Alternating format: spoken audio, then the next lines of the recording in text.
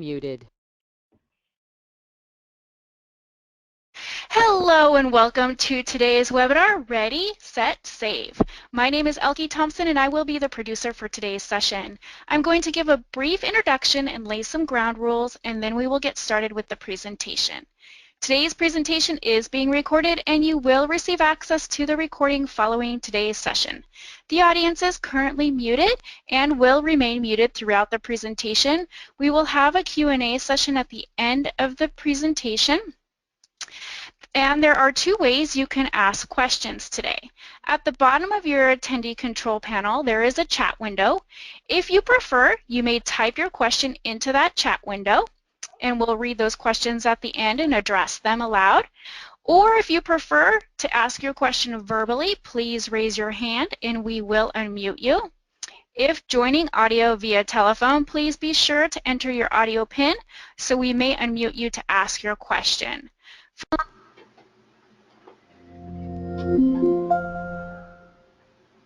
Muted. Unmuted. Best. And now I'm going to turn the floor over to Carissa Ruiz to introduce today's speakers. We hope you enjoy this presentation. Carissa? Great, thank you. Welcome to the Ready, Set, Save training webinar for the 2016 tax season. My name is Carissa Ruiz, and I will serve as a moderator for the training. I'm employed by Information Experts, a contracting partner to the Consumer Financial Protection Bureau, more commonly known as CFPB. We greatly appreciate you taking the time to join us today, and as stated, we are recording this training, and we will share how you can access the recording and other materials throughout the training and towards the end. Okay. During this training webinar, we will talk about tax time saving goals, review some tax time basics, discuss promising practices that you might use to promote and increase saving among taxpayers, and we will direct you to CFPB tax time saving materials. Please note that the information being provided to you is for educational and information purposes and not a replacement for professional or certified financial guidance. You will have the opportunity to ask questions throughout the training and during a question and answer session at the end of the webinar. We will also be asking you some questions throughout the webinar. Using the chat feature pictured here, you can ask questions or respond to questions by typing your message and clicking send. Note that the default is to send chats to all, which we prefer to promote sharing during the webinar. You can actually practice now by entering your program's name and your program's location, whether it be a city or city and state. We'd love to hear from you.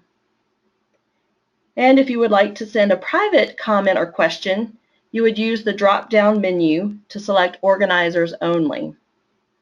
So during the Q&A session at the end of the webinar, you will be able to use this chat feature, and you can also click the raise hand button at the end and we will let you ask your questions. And so great, we have Emily joining us from Boston, and we've got Genevieve from Detroit, Jesse from Great Falls, Suzanne from Wine Country, wonderful. So we've got people all across the U.S. joining us today. So great, thank you. All right, and now I would like to introduce our speakers for today. We have Laura Schlottmeyer and Dave Szyminski. Laura? Hi, everyone. I'd just like to say hello and welcome to this training seminar.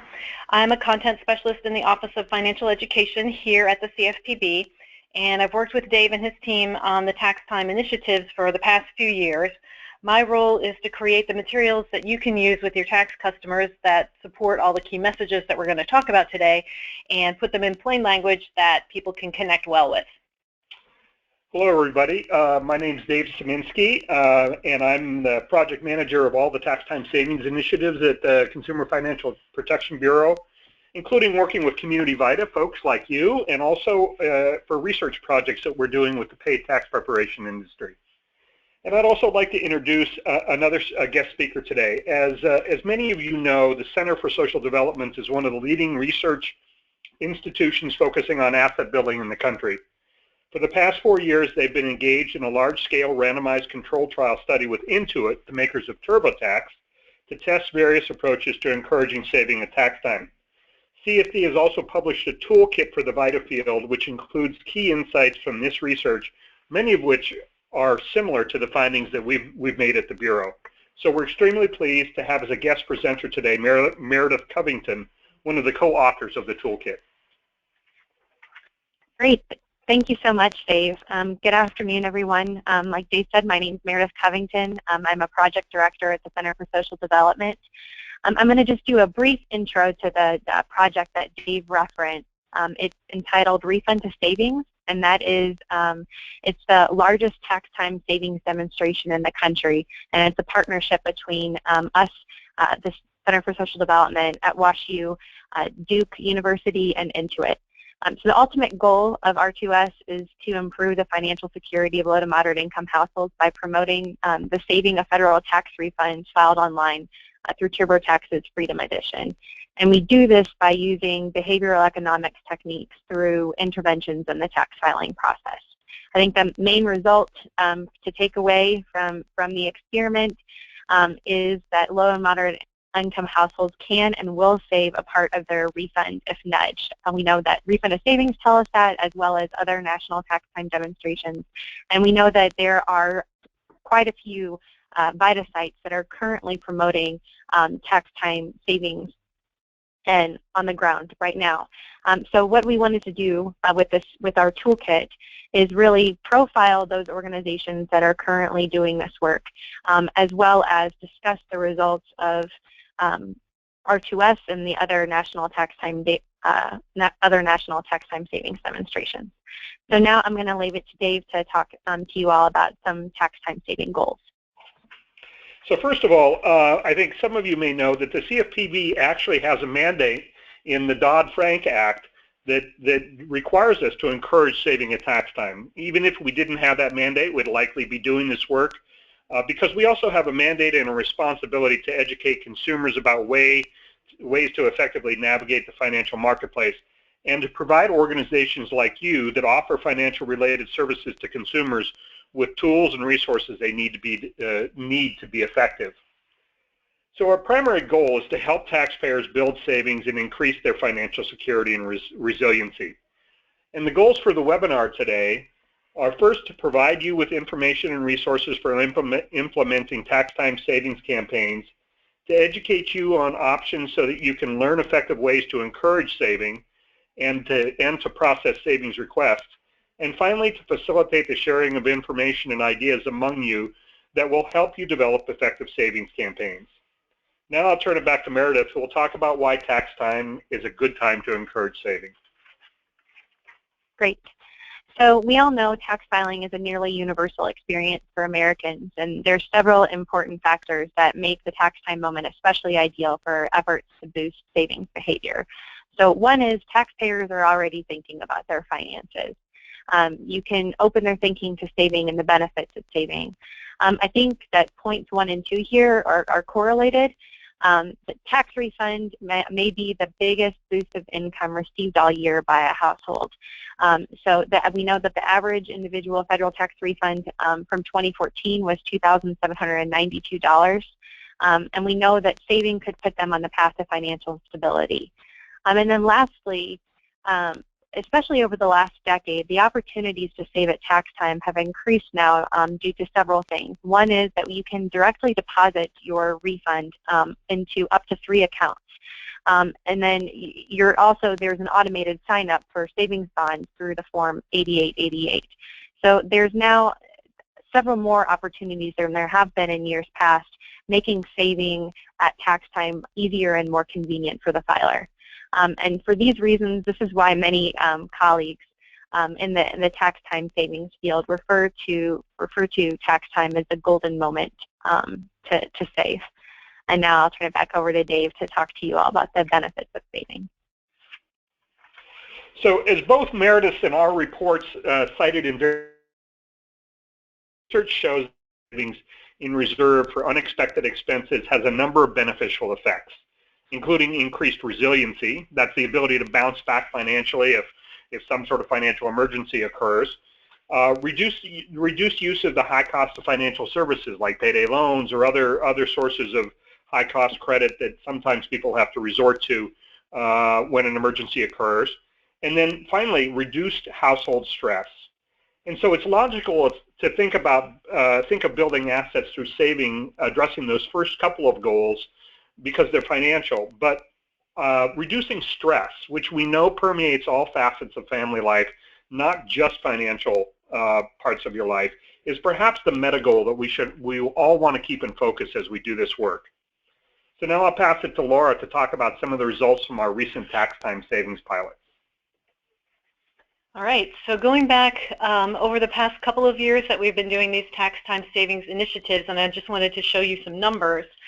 To put this in context, nationwide, about 1.5% of tax filers tend to split their funds into more than one account, and less than 1% are buying savings bonds through that tax form.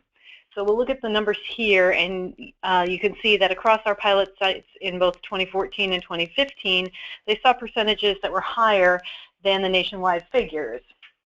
About double in 2014, a little less than that, but still higher than those figures in 2015.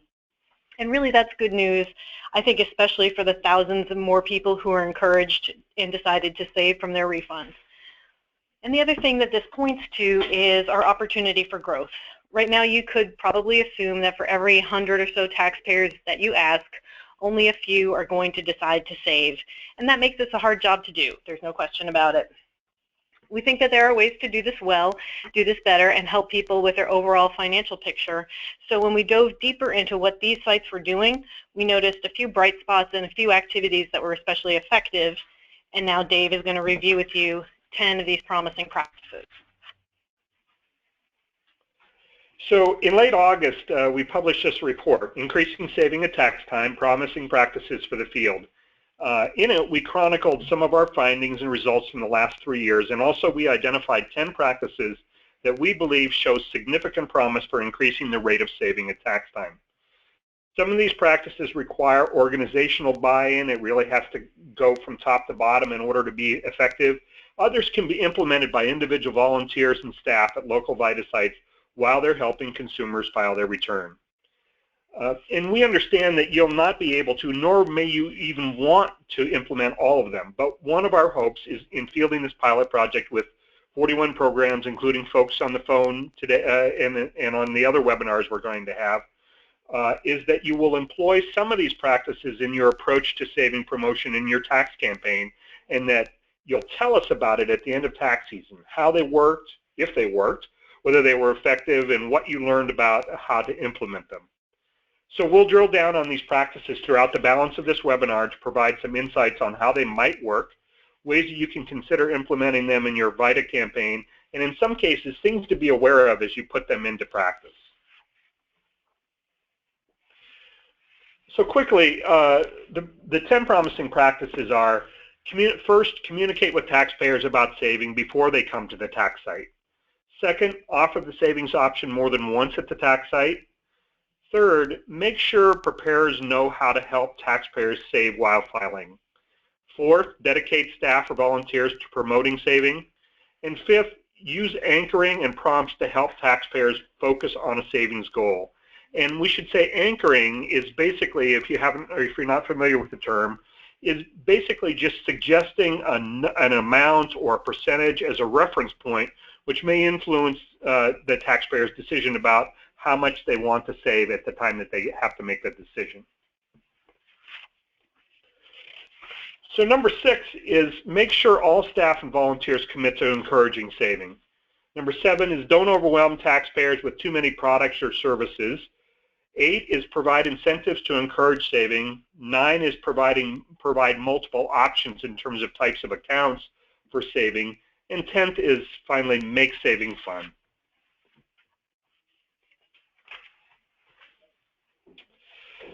So promising practice number 1 is communicate with taxpayers if possible before the tax season begins. This will accomplish a couple of things. First, it increases their interest and readiness to save, because we know that a lot of folks have already thought about and maybe even pre-spent that refund that they know is coming. So saving some of their refund may not be something they've considered already, so planting the seed may help them to start planning. What do I want to save for? Where will I put the funds? What information do I need to bring?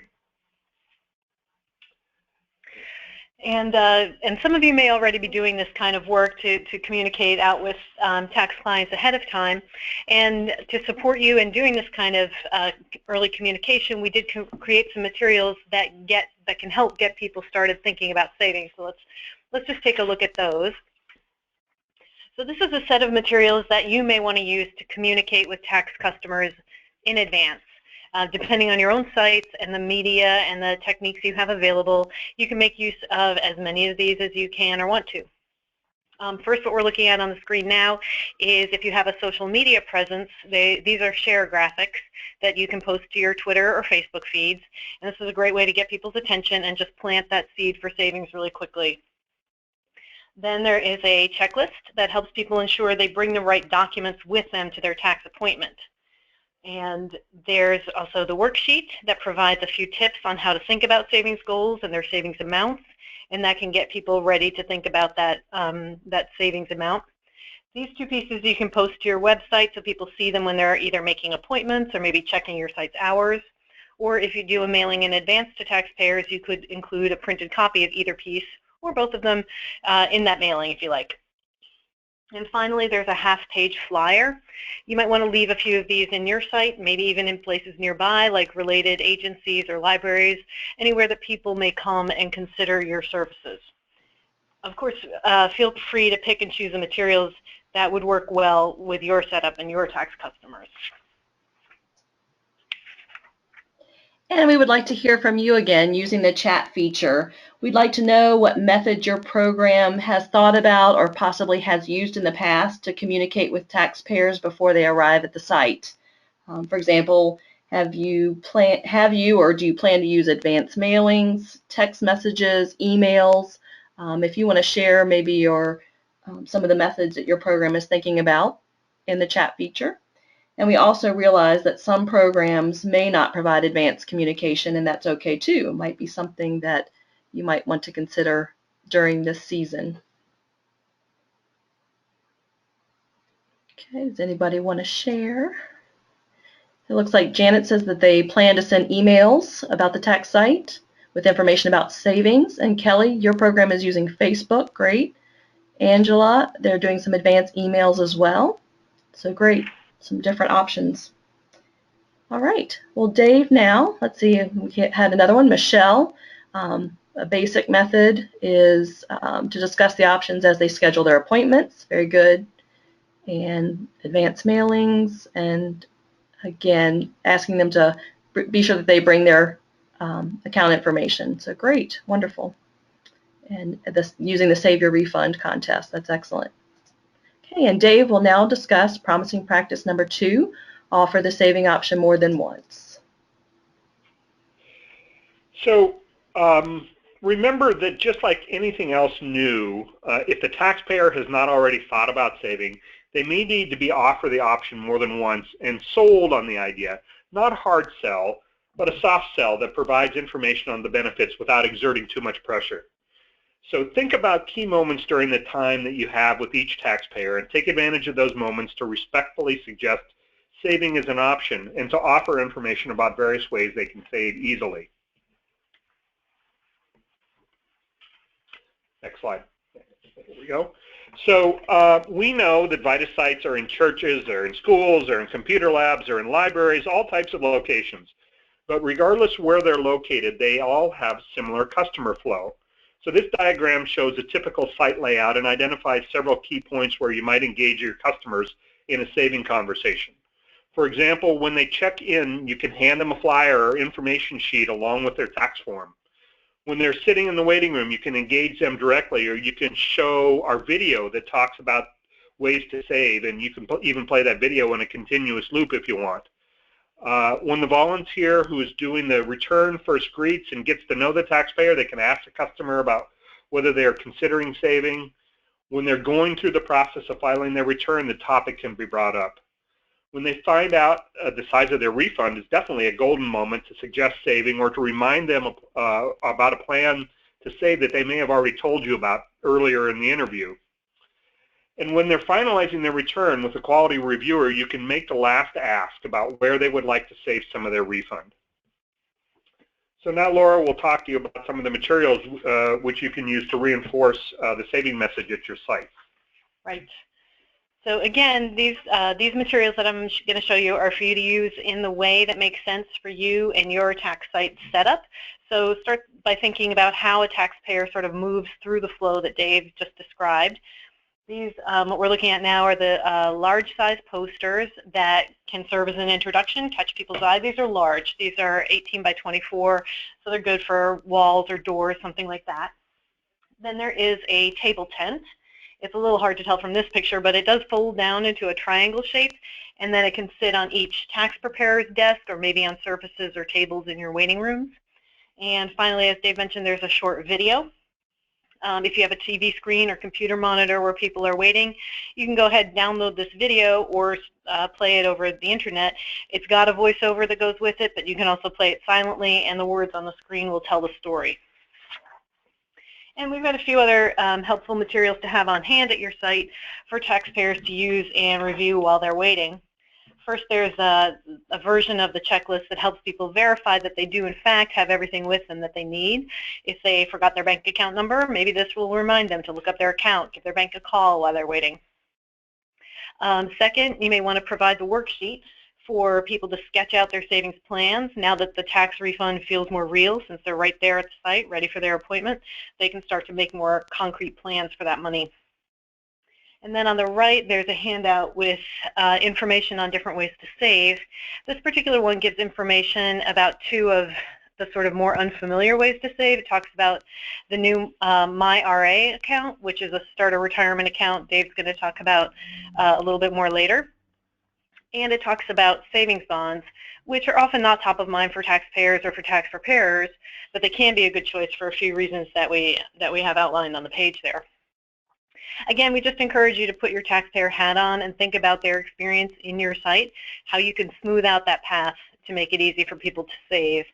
And obviously for all of the materials that I've been talking about, just stay tuned. I'll tell you how to get your hands on them toward the end of today's discussion.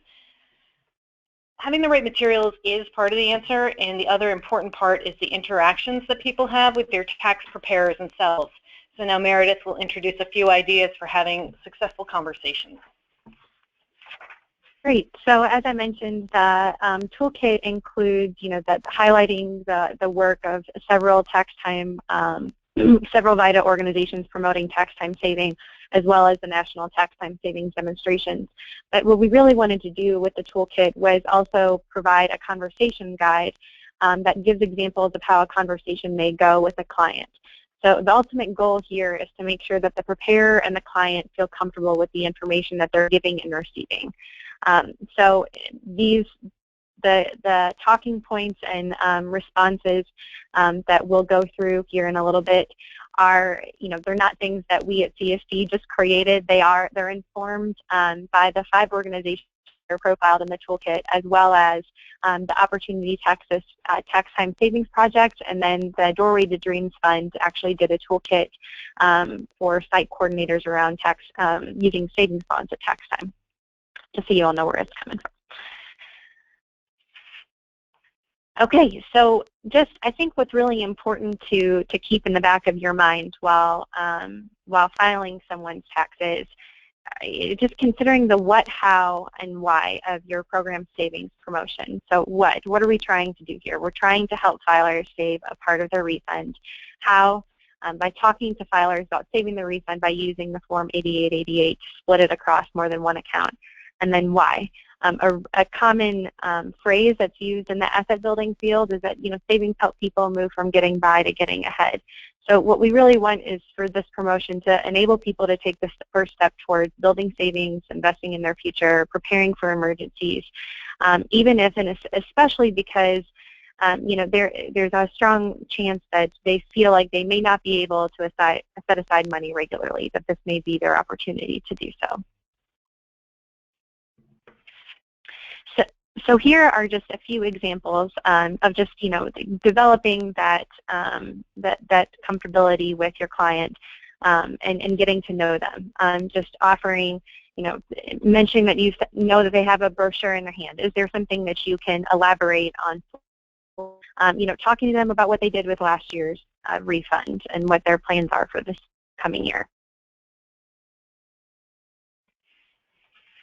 It's also really important, as Dave had alluded to earlier in the presentation, most folks are going to say no in response to you asking them about thinking about saving for your refund, because they have most likely already allocated where that refund is going to go.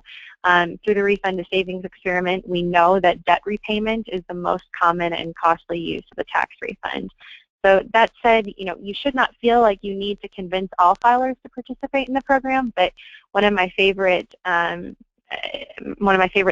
from an organization that does do tax time savings work, the Maryland Cash Campaign, they state that you are really doing your clients a disservice by not recommending or not suggesting saving a part of their refund. So, with all that said, it's just still,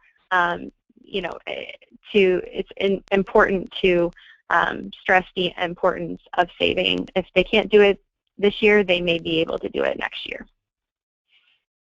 And now I'm going to let Dave talk about promising practice number 3, knowing how to help taxpayers save. So we know that you spend a large amount of time training volunteers on how to prepare a complete and accurate tax return. That's the most important thing. And it's a huge effort to make sure, especially new volunteers, are ready when the doors open. But make sure someplace in your training and also in any mock returns that you have them prepare that you include information about how to fill out the Form 8888 in TaxWise. As you know, a taxpayer could save by putting their whole refund into a savings account or other savings vehicle, but most people don't. They usually just put it all in their checking account. So if they want to split their refund or if they want to buy a bond, they need to fill out a Form 8888.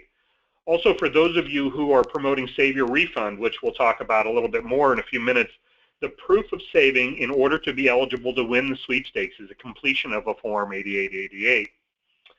In TaxWise, the form itself is pretty straightforward. The taxpayer just needs to provide information for each of the accounts into which they want to direct deposit some of their refund.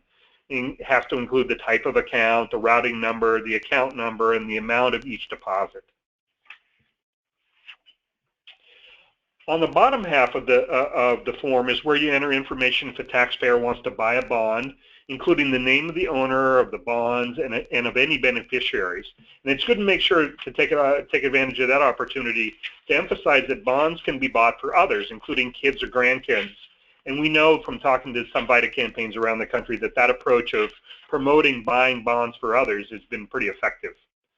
Also on the bottom half of the form is where you can indicate if some portion should be sent to the taxpayer in the form of a check, because some folks will want to direct deposit a portion of their refund to put it out of reach into some savings account or some other savings vehicle, but they'll still want to receive a check for the amount that they plan on spending or having readily available. So promising practice number 4 is dedicate staff or volunteers to promoting saving. So we understand that it's not always possible. You may not have the people or the resources available to dedicate staff, but campaigns that have dedicated a person or persons to focus exclusively on developing a relationship with the taxpayer and focusing their conversation with them specifically on saving have seen some pretty significant success.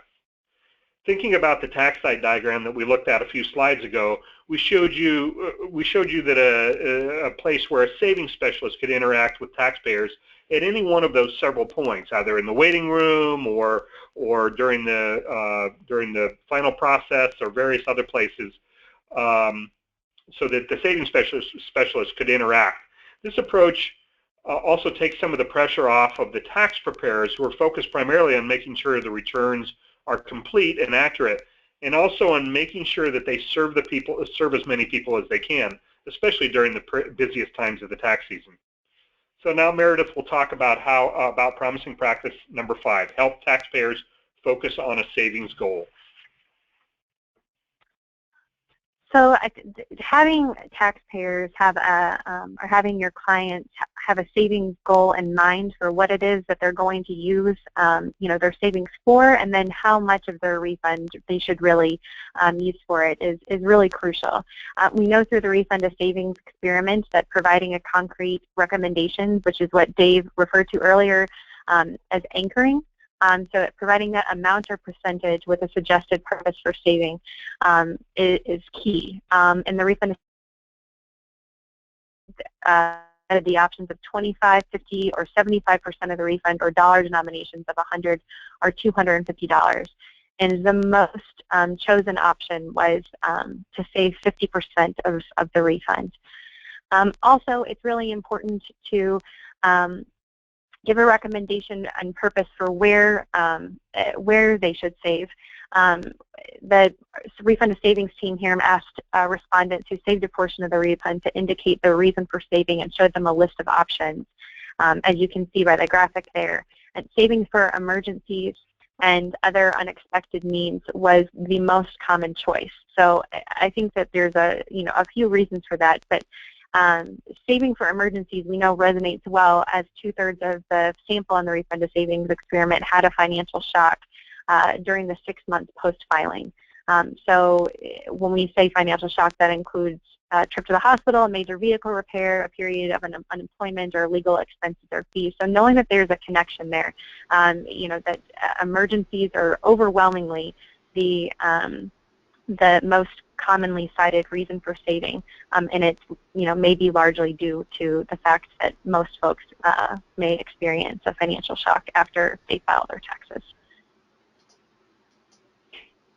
And again, we'd love for you to use the chat feature to share with us one way your program helps or plans to help taxpayers focus on a savings goal.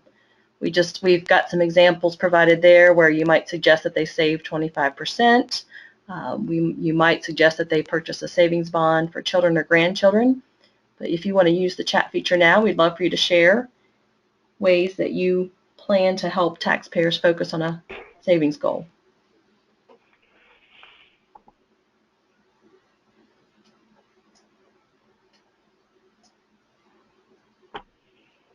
Okay, and it's okay that some of you haven't thought about that, and you may want to consider that as you're ramping up your program this year.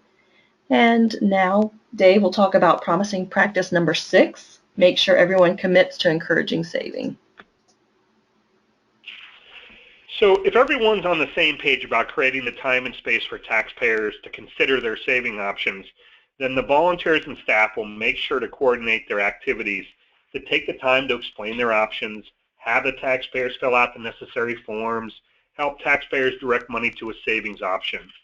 So we know this can be tough, especially if you recruit volunteers whose only goal is to make sure that the tax return is completed and may not have the bigger picture about this saving opportunity in focus. But a little team building to reduce that resistance can go a long way to creating a saving environment in the site. So in order to build that team effort, we suggest educating staff and volunteers on the importance of saving promotion, knowing the saving options that are available through the tax form, the steps for completing a tax return with saving, and ways they might address taxpayers' questions or concerns. We also suggest you provide scenarios and mock returns for splitting refunds and purchasing a bond so staff and volunteers can become more comfortable talking about saving with taxpayers so that they can understand the complicated process of using the tax preparation software, and so they can feel more confident when taxpayers ask to save. So in order to facilitate some of this team building and also for training purposes, we have several training tools to help. First is this slide deck and the recording of this webinar, which you can replay all or parts of during your volunteer trainings, and we'll give you information about how that's going to be accessible at the end of this webinar. Second is a volunteer reference guide, which we'll be mailing to you just after the first of the year in a large enough quantity so you can place one at each preparer's desk. This guide includes information on 7 of the 10 promising practices. It lists resources and includes saving messages that staff and volunteers might use with taxpayers. And then Meredith? the toolkit, yes, the volunteer income tax preparer's toolkit it is currently available online on the CSC website, and you're able to download an electronic and PDF form. But if you would like hard copies for your organization, they are small, about the size of a composition notebook, and I would be more than happy to send copies to your tax site. If you would like some, and I believe my contact information is at the end of the webinar, I'd be happy to send them to you. Okay, so I'm going to move to promising practice number 7, which is don't overwhelm taxpayers with too many products or services. By this we mean if you're planning on promoting saving or any other related service such as benefits outreach, FAFSA signups, credit and debt counseling, or any other services that your agency or coalition provides, just remember that the taxpayer is first and foremost there to get their tax return repaired, and that for many of them it is a very stressful time, something that they may not have the confidence to do themselves, and also something that may feel like a real burden. As we know, in stressful moments, you sometimes to be less receptive to new ideas. So overwhelming clients with too many choices could really dilute the saving message and cause them to choose none. In behavioral economics, we call this a paradox of choice. That sometimes when there's too many good options, it creates a decision paralysis, and therefore they don't make any decision.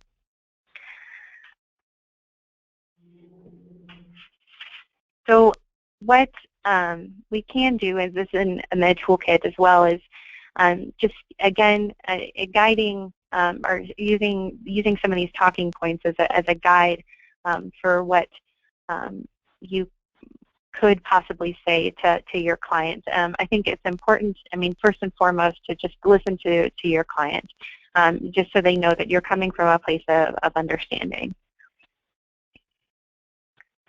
And then really just mention the potential personal benefits. You'll probably get a good sense of your client and their financial situation, their family situation, through the tax filing process, so you'll know what's best. And then ask directly, so would investing in such and such product work for you, the product that you think may be most suitable for them at that time. Dave is now going to talk about promising practice number 8, and that's providing incentives to encourage saving.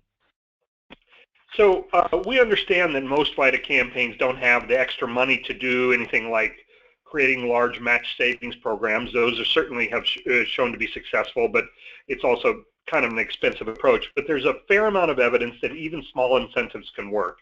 Possibly things like small denomination gift cards will do the trick. One example I have is from a couple of years ago. We worked with Foundation Communities in Austin, Texas, and they provided $25 gift cards, and I think they had over 800 people that saved a portion of their refund. And the gift card, even though it was a small denomination, was just enough to nudge folks into considering saving. And once they saved a fair amount of money. Or there's a no-cost option that many of you are familiar with, I'm sure, is called Save Your Refund. It's a national sweepstakes offered by an organization called Doorways to Dreams. It's easy to enter, and the only condition for being eligible to win is that the taxpayer uses a Form 8888 while filing. So if you're not familiar with Save Your Refund, it's a prize-linked savings approach that's focused specifically on tax time. Anyone who saves can go to the Save Your Refund webpage. They can enter their name and a few other pieces of information, and then their name gets entered into weekly drawings. And I think they have over 100 weekly prizes during the course of tax season. And then they have one large grand prize. So it's a pretty neat way to go. The plumbing is all in place, and it's pretty easily accessible. So I suggest you go to the Save Your Refund website, and you can find out more.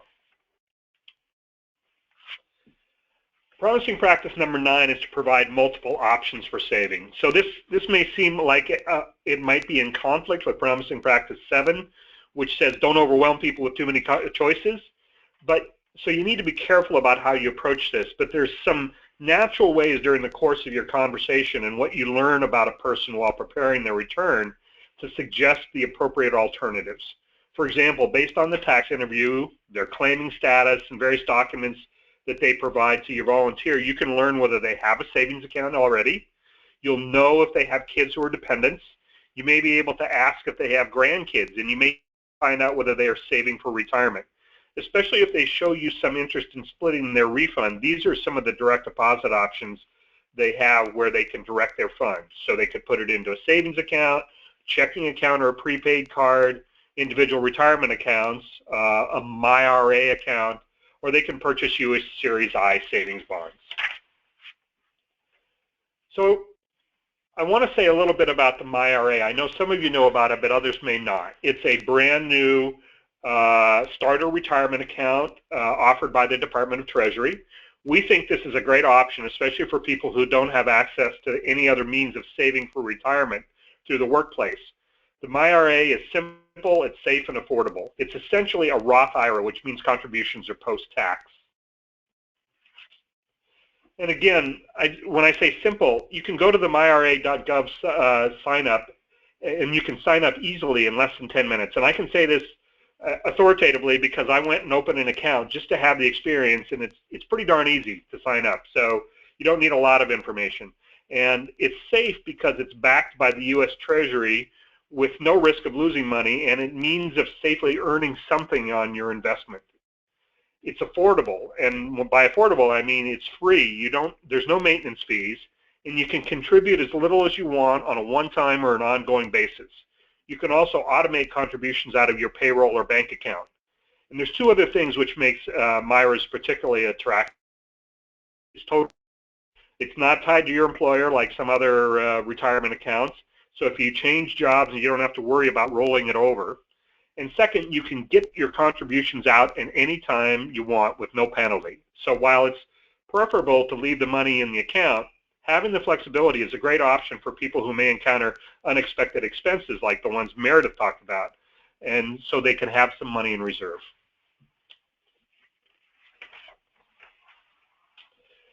Finally, we suggest you make savings fun. Congratulate people for doing the smart thing by getting their taxes done for free, and then suggest that they can take one more great step by saving. When they follow through and save, make sure they feel like they have accomplished something special by congratulating them and acknowledging them in the tax site if they're comfortable with that happening. You should always make sure to ask before you start making a big deal about it. Some people might be into it, others not so much. So putting some fun into this process can fire up your volunteers and staff as well. Setting up goals and incentives for staff and volunteers might make them more engaged. Promoting programs like Save Your Refund, the sweepstakes that we talked about that you can enter by saving, is another way to put some excitement into saving. Consider small giveaways or other types of promotions that would have appeal to the folks that you're trying to serve. And again, we'd like to hear from you in the chat panel.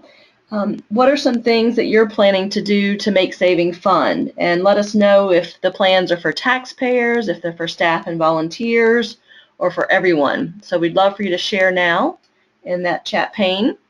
And going back to the last question about how to encourage people to save or save for saving goals, there were several suggestions put out there. And Janet Smith said that they have a matched rainy day savings account. Let's see, Suzanne was talking about half your rent, half your car payment, half the cost of books at college, kind of put it in that perspective. There were some other comments about using the Save Your Refund and put the money in real terms for them. For example, a month's worth of child care expenses, those types of things. Yeah, so if you have any ways that you're planning to make savings fun, Troy talked about a savers billboard. And also while we're on this, Michelle asked, will MyRAs hurt low-income folks who are currently receiving benefits? So Dave, if you want to address that now before we move on. Sure. So two things to say about that. One is the MyRA is not exempt from the asset limit test, but the other side of that equation is that any kind of tax refund is exempt for up to 1 year from an asset limit test. So any portion of the tax refund, regardless of how you use it, is exempt for 1 year from the savings test for asset limits. So that hopefully it's not the perfect solution. Would prefer that it was exempt, but it is exempt for at least 1 year. Okay, great. And then Suzanne also shared that they have an incentive. They have a book that they have, money rules, that they have 50 copies that they give away to the people that save, so that's great. And then Liz commented that volunteers have been competitive in the past, and they've had competition for volunteers who encourage the split refund option. So wonderful. We're glad that you're taking the opportunity to make saving fun. And Laura now will review how you can access some of the materials that we've discussed in this webinar. Right. As I promised, I wanted to tell you how to get your hands on the materials we've been talking about. First of all, the training materials, today's training materials, are available to you. The CFPB's main website is www.consumerfinance.gov, and we do have a dedicated location for the tax time community at consumerfinance.gov/tax preparer resources with hyphens. And that's where you're going to find the slides from today's presentation as well as the recording. That's going to be posted next week on the 22nd. You'll also find the guide for tax preparers, and that recaps some of the promising practices and some of the conversation starters and Form 8888 refresher that we did cover today. So please do take a look at these and share those with anyone who can't attend the live webinar presentations. Based on what you told us in your surveys as the pilot was getting started, we will be mailing out hard copies of that Ready, Set, Save guide so that there is one for each tax preparer desk, and you can look for those in a few weeks. And the materials I showed you for communicating early with taxpayers and reinforcing the savings message at different times, those are also available at that same web location, consumerfinance.gov/tax preparer resources. The ones that are easy to print on your office printers, like the checklists, the worksheets, you can go ahead and download those anytime if you like, or you can order printed copies of them. The ones that are harder to print, like the large posters, the table tents, those you're going to want to place an order for, and those printed copies will also be shipped to you. There's no cost for that printing and shipping.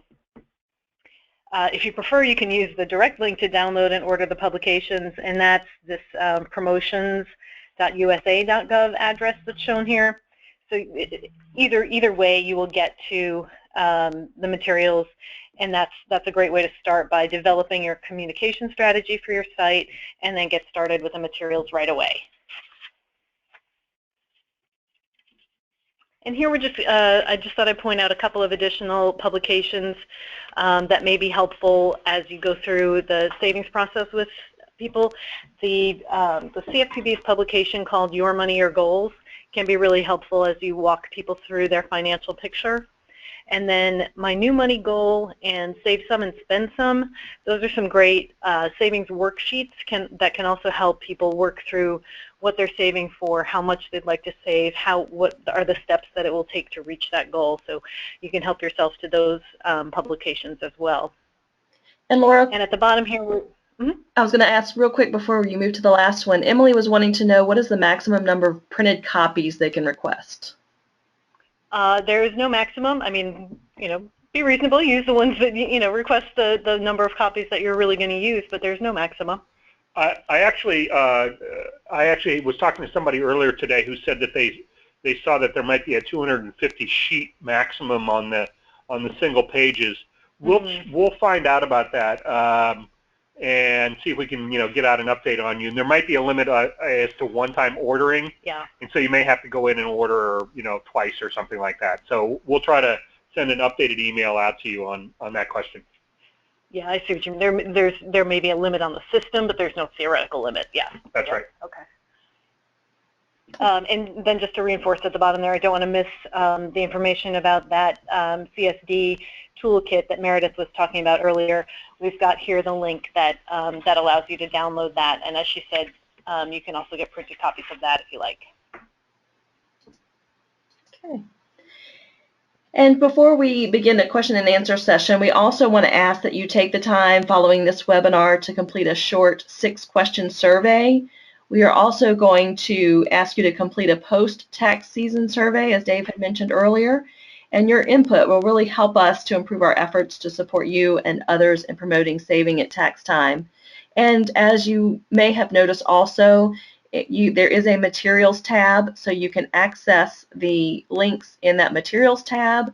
You will also be able to, I think the system will also send you an email following this webinar. So there are multiple ways that you will be receiving this information, as well as probably follow-up emails from Dave. So thank you again for being willing to provide us with your input. And now we're going to begin our question and answer session. Again, there's multiple or two main ways that you can ask questions. Please feel free to use the chat feature to ask a question, or there's also a little raise hand icon. If you want to raise your hand, I will then unmute your phone line and you can actually verbally ask your question. So feel free now to ask any questions you might have. And Michelle says, thank you for the research and information. So we're glad to provide that for you. And Dave, I don't know if you have any common questions that you received that you want to share. Well, certainly the one about asset limits is very common. And I think hopefully that's clear what the rules are around that. And one of the things I guess I would say about that further is that we know that even though there may be some exemptions to the asset test for tax refunds, it's a difficult conversation to have with somebody who's relying on public benefits to say, well, yes, you can save and you can save this for a while, but then at some point in the future, somebody might check and to see how much you have in savings. So you'll have to be thinking through that if that situation comes up. Okay, great. Again, if you have a question, please enter it in the chat, or you can click the raise hand icon. And also you have access now to the materials. Yeah, one thing that I forgot to mention as I walk through the materials that are available for your use, they are also going to be available in Spanish. Right now, when you go to the site and the ordering links, you'll see that they're available in English, but the Spanish versions will be available soon. So we'll be sure to let you know when those are up. Okay, and I just want to mention again, following this webinar, if you have questions, you can see the email for Laura and Dave, the CFPB_taxtime@cfpb.gov, and Meredith's email is also available there at Washington University. And so you are welcome to contact them following the webinar as well with any questions or requests information about materials. If there are no questions at this time, then I will have Laura, Dave, and Meredith make some final comments. Laura, would you like Thanks, to? everybody. Oh, go ahead, Meredith. Oh no, I just wanted to say thank you to the CFPB for allowing me to participate on this webinar, and I just wanted to say thank you to all of you who've participated. This is just a really exciting initiative, and I'm just really happy to see it getting its wings. So thank you again. Yes, and we thank Meredith, and we also thank all of you for being part of this pilot program. We are looking forward to working with you throughout the tax season. And I want to thank you all again for just the work you are doing every day to help people get their taxes done for free and making the most of their tax refund, for promoting saving. You're doing great work in your communities. You're engaging volunteers, and I used to run a tax campaign, as did Meredith, for a number of years. And so we've been where you are, and we appreciate all the hard work you're doing. So thank you again, and we will continue the conversation with you during tax season. We'll try to not bug you too much, but we will probably do things like convene open calls on a once-a-week basis. You can choose to join or not, but it'll be an opportunity for you to share with each other. We also encourage you to talk to each other. We sent out the contact list, and you may engage in conversations with people you had not met before, but maybe are meeting through this process. And it's always great to talk to somebody who's in a similar situation and learn from them about what's working, what's not working, and even have a place to commiserate from time to time. So we wish you all the best in your coming tax season, and we look forward to conversation. All right, and thank you again. We appreciate you taking the time to participate in the Ready, Set, Save webinar, and we hope you have a great afternoon. Thank you.